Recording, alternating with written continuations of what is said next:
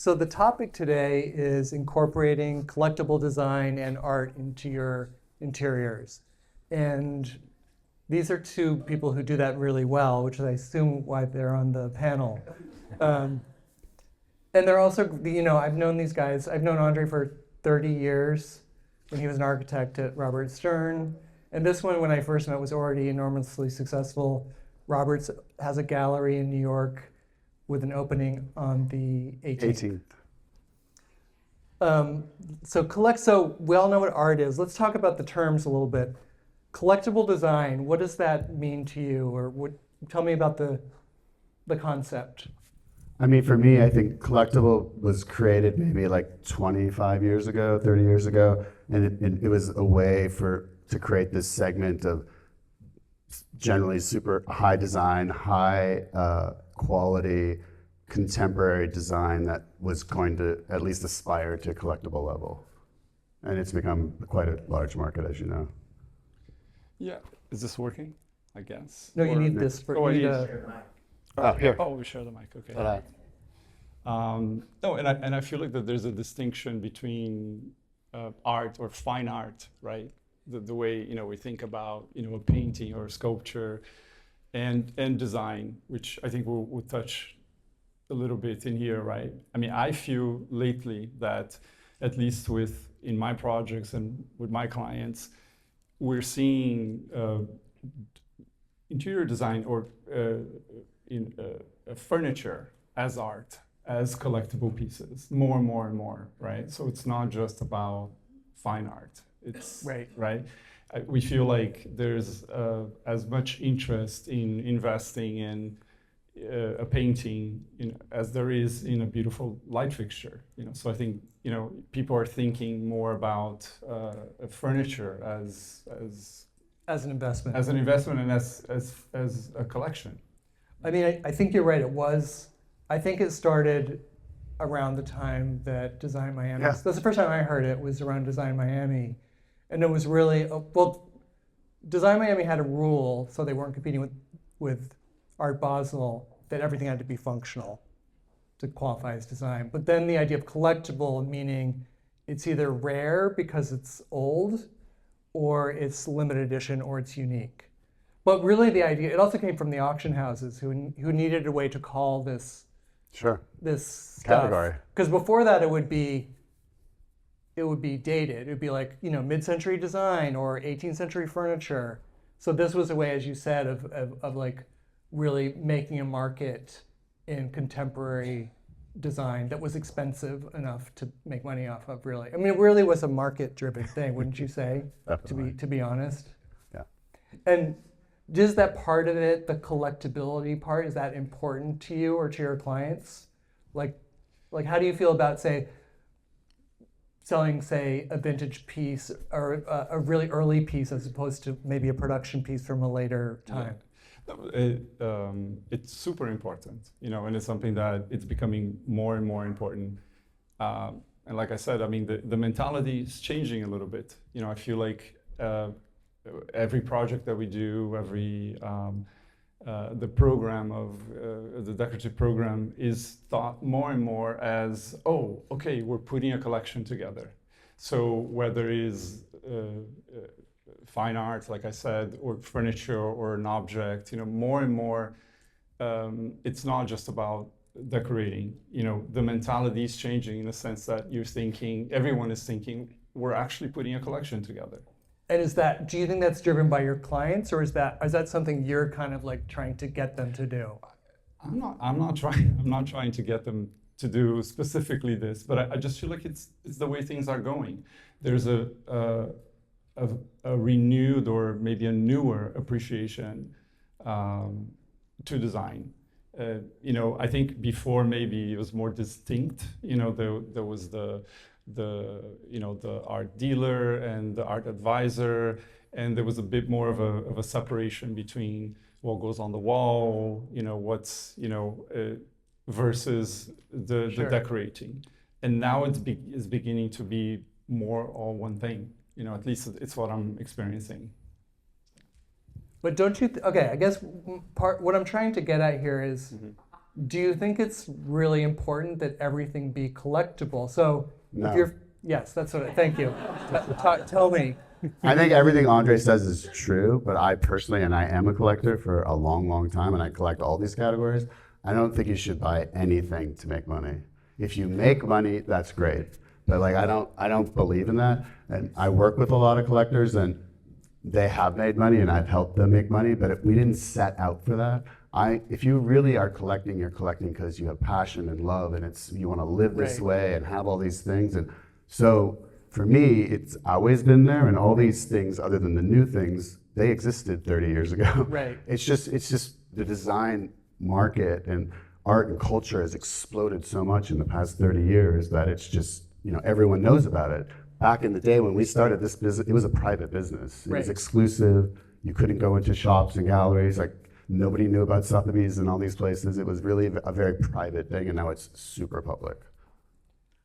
Yeah, I think he wants to respond. I want to a little bit. No, no. I just want to make one important distinction. I agree 100%. But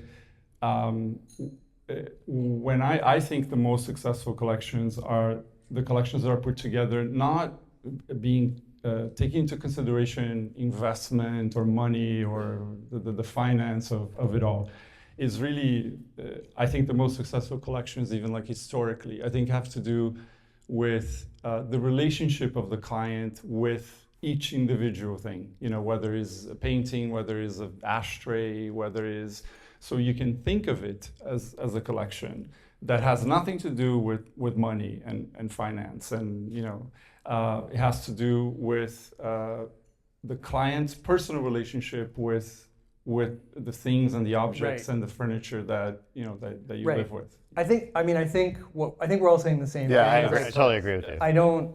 It doesn't need to be collectible, i.e. something that may appreciate, to Exactly. be something that's meaningful. I think a collection can be a collection regardless of how much money is worth. But do you find your clients really have that kind of feeling towards objects? Not all of them, but the best ones, yes. The best ones, yes. Yeah, I agree. Absolutely. And do you ever find it, because I find sometimes I'm saying, here's the kind of the production piece, it's $8,000, and here's the vintage one, it's so much better, it's $80,000, and my clients are like, I don't really see the difference, so I'm just gonna. Do you ever find that a challenge? I mean, the argument is obviously saying like, well, yes, but the $80,000 piece may be worth 100. Yes, it does. It doesn't happen all the time, but there are definitely those clients that understand that difference and understand. Okay, we understand that maybe the investment will be better eventually, but there is an appreciation for patina, for Yes. An older manufacturing technique, a different material, a material that is not available anymore. There's definitely the client that understands that. Yeah. Do you have any? Okay, so what do you think? You guys talking about collections? Do your clients come with collections, or are you mostly putting together a collection for your clients? Some of them come with collections. I mean, I worked for several people who had very serious collections, but probably my best clients, I created collections with them. Yeah. And You don't use art advisors. You're the art advisor in this capacity. in that particular case, Yeah. yeah. I mean, sometimes we use art advisors because they come with a client, or the client wants to do it that way, or whatever. Where it's all client specific, but yeah. So and when we're talking about art, I guess we should define that too a little bit. What kind of art are you buying? Are you buying kind of blue chip artists? Are you buying, what we would call more decorative? It depends on the client because their budget and what they're interested in and all that sort of stuff. I mean, like Andre said, I mean, there's the select clients who want the best of everything, and like every category they're buying like the most fabulous things, whatever their interests are. And then there's other people that, again, in the past 25, 30 years, like there's people come to the table with an expectation that they have to have some kind of art collection. Yeah. They have to have some design collectible stuff. They have to have some vintage furniture. Where clients 30 years ago, it wasn't really so much like that. Even though you were doing it, it wasn't this awareness. And I remember my first couple projects, like we did these beautiful interiors, and then it was like, what are we going to do for art? And like, oh, we don't want to do that, and like all these empty walls. So Yeah. now Gotta clients put come and something they're on the like, they wall. know they have to spend X to have an art collection because it's part of the thing, and there's this desire and maybe even like social pressure to like have it and to do the complete thing and like make your home like done. Well, the social pressure is interesting. I find that a little depressing, honestly, what's happened. It's Like, culture. Totally depressing. Like, when you say people feel that they need to have sort of a collectible, where does that come from, do you think? Well, I feel especially now we have information and imagery coming at us. It's like a tsunami, right?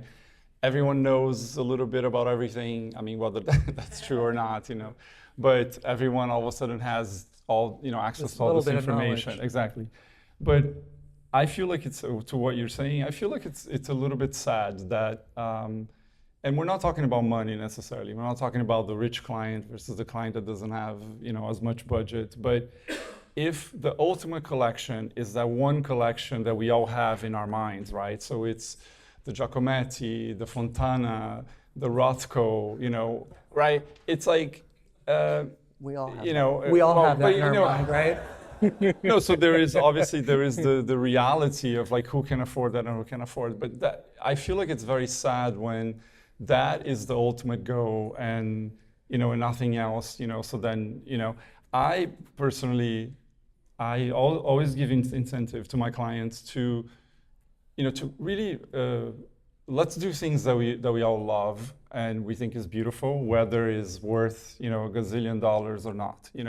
So there's nothing wrong with sort of a weird Mexican tapestry, Yeah.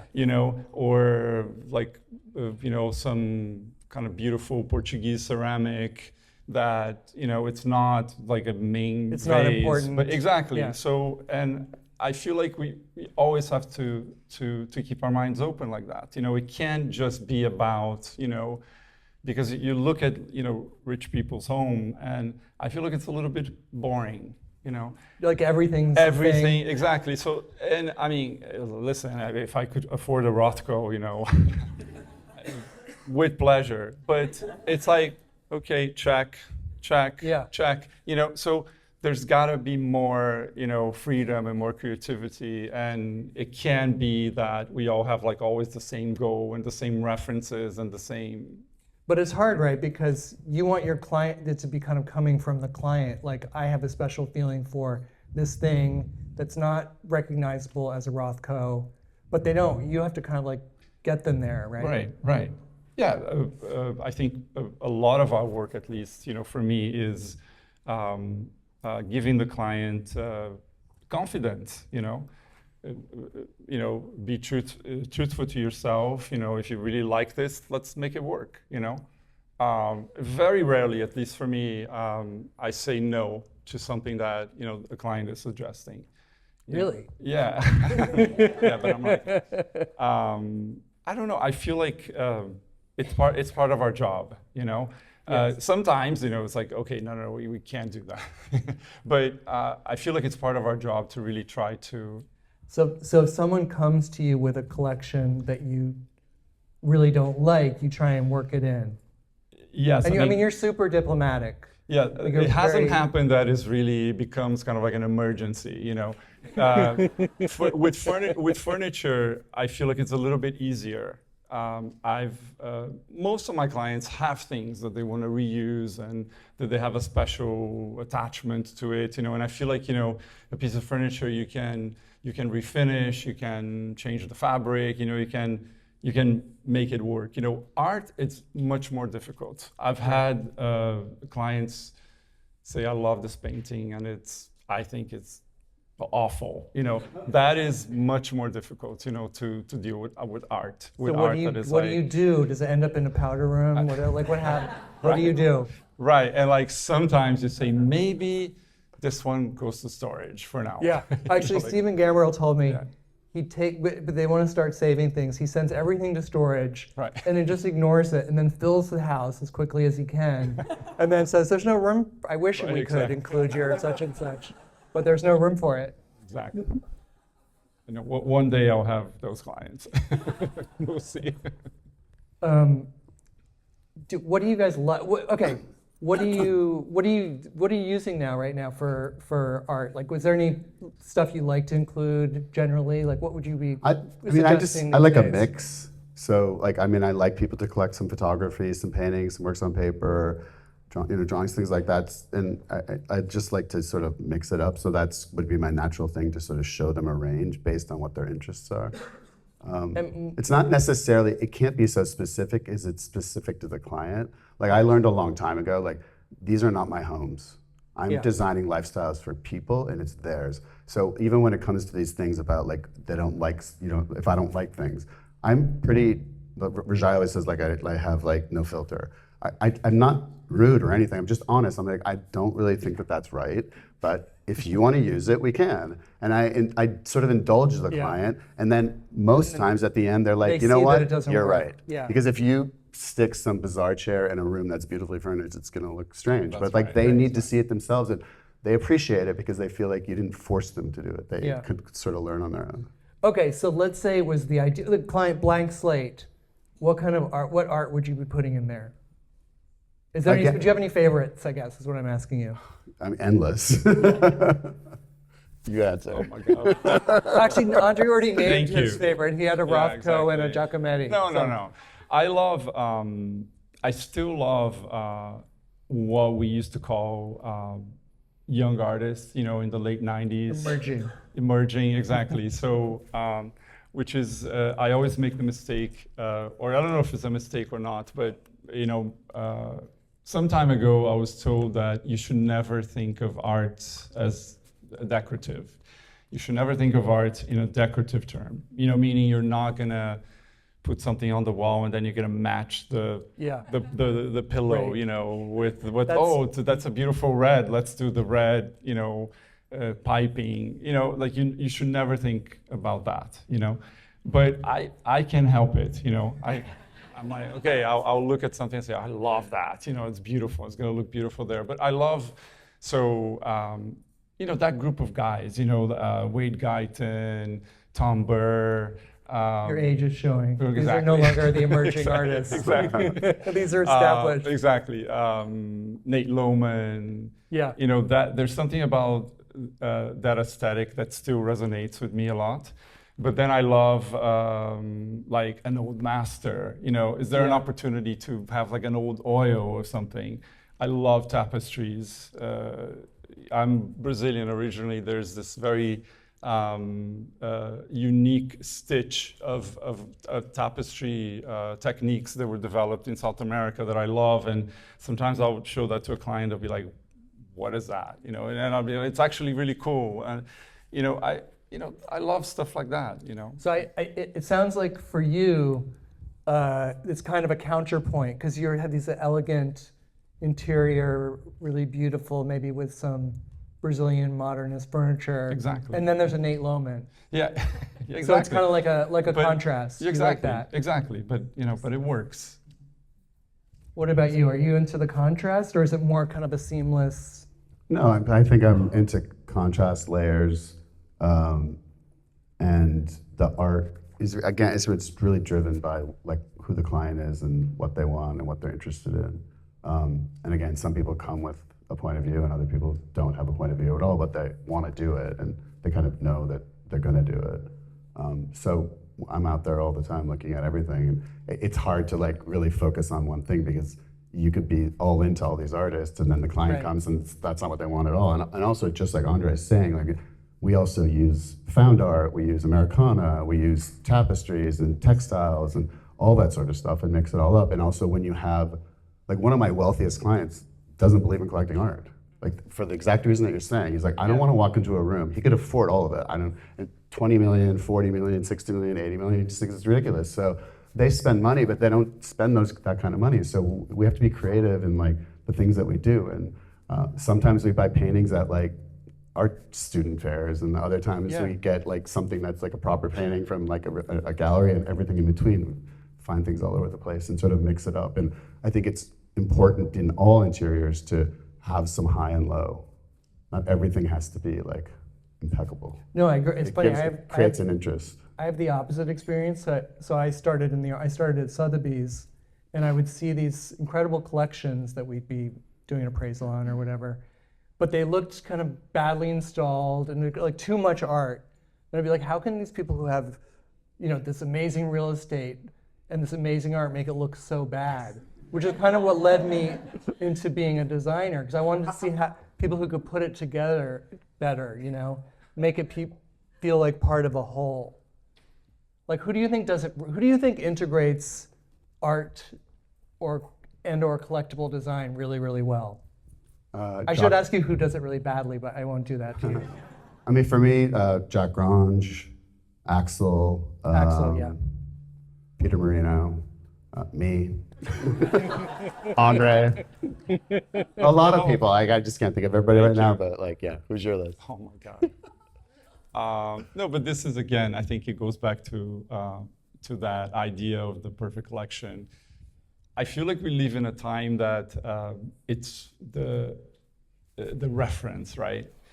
We all have the same references. We all have, I feel like the design process is influenced by reference nowadays more than original ideas. So obviously, I agree with you. All these guys are masters, right, at mixing things, right? But I just want to give the power back to the clients. I have clients that mix things beautifully. I have Really? Yeah. Again, I feel like when I was growing up, absolutely in Brazil is the same. I think with everywhere else, there are always the star architects or decorators. There's always the big names. Maybe in Brazil there were 3. that were doing the big houses, etc. But the job of the decorator, in my experience, growing up, and it's something that I learned quickly. The way things were set up, in my environment, the decorator was almost a technician. He was the guy who knew where to get a piece of furniture upholstered. He was the guy who occasionally would get like a batch of like some imported fabrics, and then my grandmother would go and see what was there, or maybe we can do a decorative pillow or something like that. He was the guy who knew the mill worker who could refinish an old piece of furniture. So it was more about respecting everyone's individual styles, and just giving a little bit of support, a technical support, and letting people be, their own expressions and designers. So I would say Jacques Grange, Peter Marino, Axel Vervoort, and my aunt. Yeah. She mixes things amazingly. She has these windows from an old house in Sri Lanka that she's assembled, at the entry of her house underneath a beautiful Portuguese console. She has the most beautiful on Alba. On Alba, she has the most beautiful collection of Portuguese pottery of the 18th century, that I don't understand why that stuff doesn't cost $1 million and it's so beautiful, So I feel like it's more like that. It's like we can always go to the references. The references are going to be there, but I feel like we just need to relax a little bit about. Yeah. I mean, I have a comment on that. Yeah. One of my best clients that I've been working for over 20 years, when they first came, the wife was she was young, just having babies and stuff, and she didn't really know that much about design. And over the course of the past 20 plus years, we've traveled all over the world together. We've gone to all the art fairs, all the design fairs, everything, all shops, shitty shops, good shops, all that kind of stuff. And she found her voice, and she has become, like, through my help and guidance and and her husband's willingness to fund it has she has her own taste, and like she still asks me all the time, but like she doesn't really need to. Like she knows how to do it, she knows how to mix it, and if she really wanted to, she could do it herself. Yeah. But that's, for me, and for most clients, that's rare. And it's not even that they couldn't do it themselves, they just don't have the time or don't, just don't have the interest, but they want to have a nice house. One of the things, so you were talking about the decorator being kind of like someone in between putting it all together, but don't you think it's hard? It doesn't necessarily come together. If the architect has a vision, the decorator has a vision, you know what I mean, the homeowner, can that all go wrong? It's the designer's vision, what are you talking about? But I thought it made it sound like... I'm kidding. No, absolutely. But I feel like that's, it's the number one maybe responsibility is for us to put everything together. But it's, I love when people tell me, for example, is the biggest compliment when they say, oh, I can recognize, something that you've done right away, and I take it as a compliment because it's not a conscious decision, that I'm making about, in my mind, I would like to think that each project looks very different because I feel like I'm really trying to work individually with each client. And in my mind, what you're saying, it's our the number one job is to sort of coordinate everything. Pull it together, exactly. Get it together. Exactly. It's funny, when I asked you the question, I was always thinking, in my mind, the best people at doing this are artists, because they have think like Cy Twombly or Julian Schnabel, like they have a vision in their mind. They do, those two. Yeah. I don't know if they all do. Well, not all artists, but they're a exceptional. lot of them do. They were both. But it's also people who are where one person is putting together the whole thing. Mm-hmm. That's why I think it's hard when if you're not the art consultant, if the client is not getting what kind of what you're going for. Even with art consultants, I don't have one client who they won't buy anything unless I approve it. So what? They won't buy anything unless I approve it. Like they really don't. Like they have the art consultants, but they'll send it to me and be like, "What do you think?" And if I say no, they most likely will not buy it. One of my clients said to me, she was on vacation with her husband, and she said, "Matt, do you like this?" And he was like, "I don't know. Let's ask Tom if we like it." Exactly. That was a compliment. But it's also, I think it's the totality. Like I have clients who are collectors, but they're not like I'm a collector. Like I buy something every single day. I can't stop myself. I have like collections and all these different things.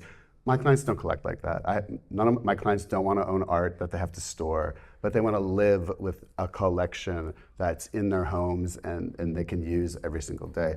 That's very different than like Beth DeWoody or like a collector who's just like really, it's passion, it's every day, it's just in your blood and you can't stop yourself.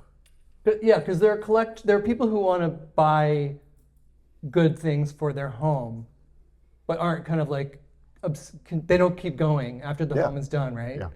Well, they do. They might like upgrade and change and see new things and all that, but like whatever the project is a big push to sort of amass some kind of collection together. But again, the most sophisticated and the best clients that I have, it's an ongoing process. And even like our jobs are never finished. We're always doing something.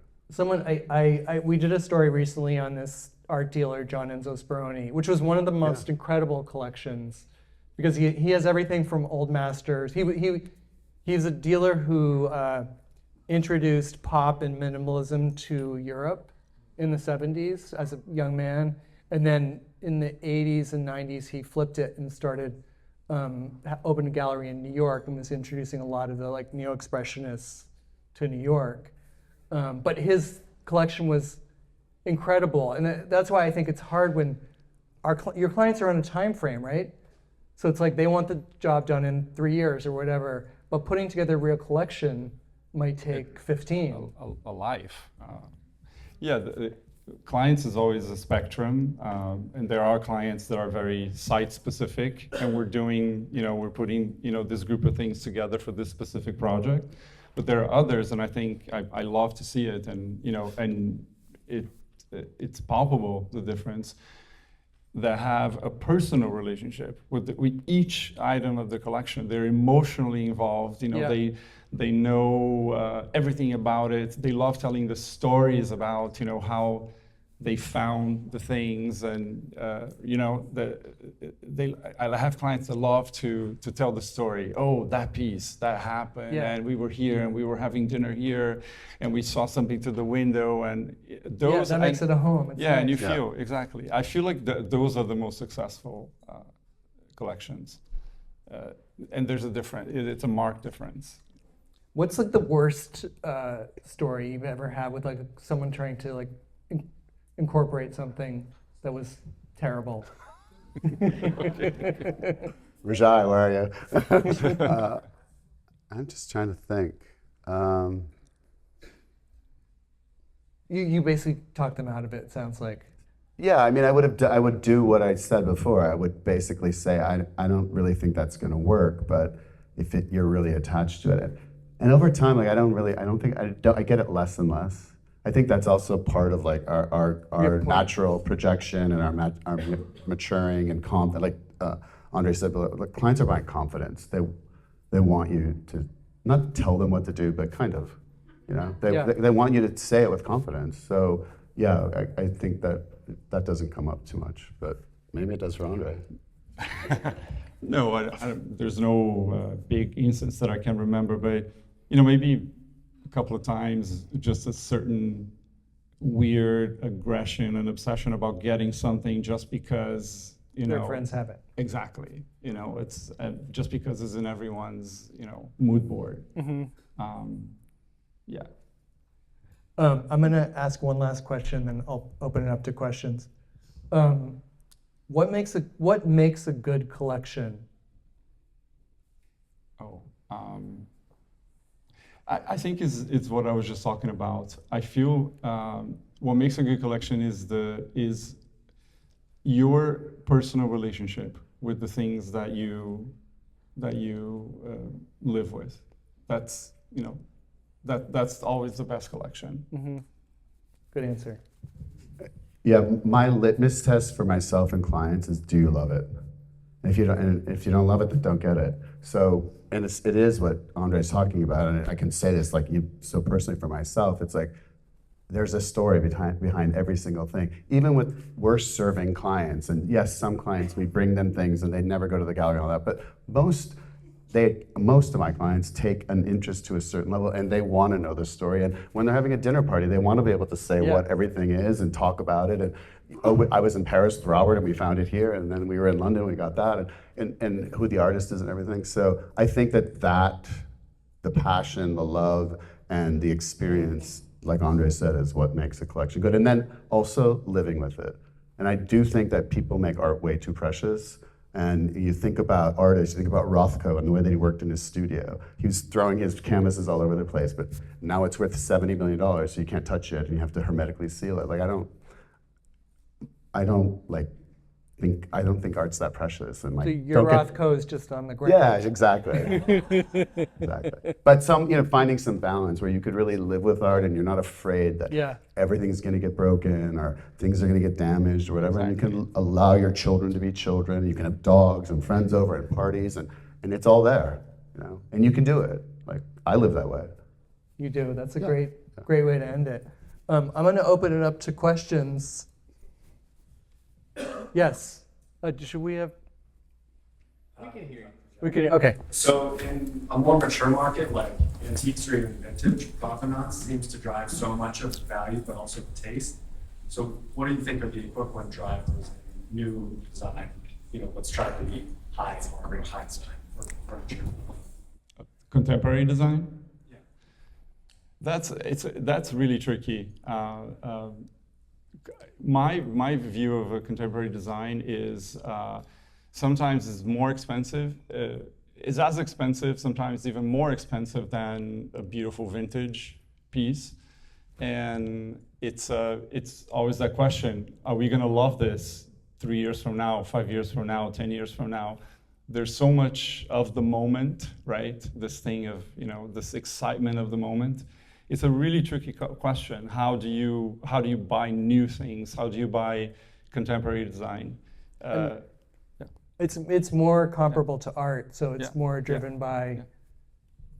It's a lot of it's driven by the context. So if it's at this gallery, if these were Yeah, I by mean, there's this a gallery, hierarchy in collectible design of galleries that are considered to be the best and the Have ones they, that are maybe they in aren't. museum collections? Yeah, Have they received absolutely. certain kinds of press? Yeah, Exactly. yeah. Good question. And we don't know if it's going to matter or not because these things may not come to market for 10 or 20 years and they might have sold for $285,000 and they might sell for 20,000 or they Yeah. might sell for $1 million. We just don't know. I think a lot of them are not going to sell for insane prices though. Yeah. 100%, and I think designers have this power to create desire, But for me, I'm very cautious about contemporary design. There are things that it wins you over very quickly. Apparatus, it's something that I have no hesitation, in buying and using. There's like Green River Project. There are people that I feel like are doing things that are exciting, and I, in my opinion, I think will continue to be exciting. But it's it's up to us, to make that decision. Well, I also think there's so much in collectible design that is ridiculously Derivative. expensive. Well, it's also so expensive, and so I approach that just like I approach vintage and antique and all that sort of stuff. And it's like, how much is it, and then how important are you going to make it? Like, if you find something at an antique shop that's at it's $5,000, it's $5,000. It could be a bag or something. But if it's $50,000 or $500,000, then it better be right. It better have provenance. It better have all these things. And Yeah. I think the higher you get up in the price range, then it's more important who it Yeah. came from and all these things. And do you do comps for them? Yeah, and it's becoming a bigger thing more and more all the time. Like provenance and authenticity Yeah. has Yeah. become this very, very, very big thing, and the insurance companies are getting very strict about it. Yeah. And it's like Right. If you're the new asking, due diligence in Right. in the design world. if you're asking someone to spend 10 times what they could spend to get an object that Yeah. does the same thing, Yeah. then you have to really do your homework. Yeah, for sure. Any other questions? Come on. Oh, yes. The other side of the coin, as far as contemporary art for, say, the past 30 years, do you feel like the line between design and art are kind of melding more and more because the valuation has changed so much of contemporary art? You know what I'm saying? As we know, the markets are not doing well, so it maybe becomes people think similarly between design and art more and more. Yeah, I think that's happening. I think we were talking about that at the beginning, of the chat. Clients are thinking more about art and design as both as collectibles. Yeah, and as they're lumped together for Yeah. this conversation, I Yes. think those markets move in tandem. Whereas a chair that is not necessarily collectible might not be in the same market, right? Would you say? Any more questions? Maybe if I could offer how some of this informs, I think it's really interesting to listen to this perspective from the perspective of designers placing things. As someone who makes things, we're very conscious of what it means to try to make something that is quote unquote collectible. And the market forces that drive that, the conversations around rarity, the conversations around representation, the conversations around the momentness. And so much of what I'm trying to do is, to take enough part in that conversation to be present in this moment because it's such a driving force. But I'm really thinking about, well, what is it that made that Prouvé table collectible 100 years later? What is it about the things that we're making now that are hopefully in X amount of time going to be part of that conversation versus trying to manufacture the circumstances around that to make it immediately collectible because Right. there are only 3 of them, or Right. this costs, $275,000, so it's quote unquote more important than the other thing that we're Right. making that we make in production, but is as complex or as interesting. So there's a piece of it that is really a little bit about theater to me as someone who's making. It's really like, how are we playing the different kinds of games for the different kinds of conversations that are happening? And they all introduce unique opportunities for making. So it's not that I think that any of it is detrimental. Like when we're making our interlude collection, which was all limited edition, Right. I really got to push what we're able to do in terms of material and processes.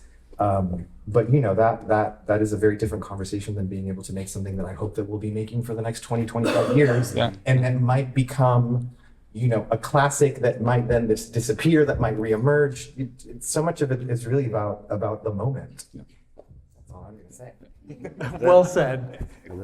I think that's it, unless anyone has questions. Thank you, guys. Thanks very much.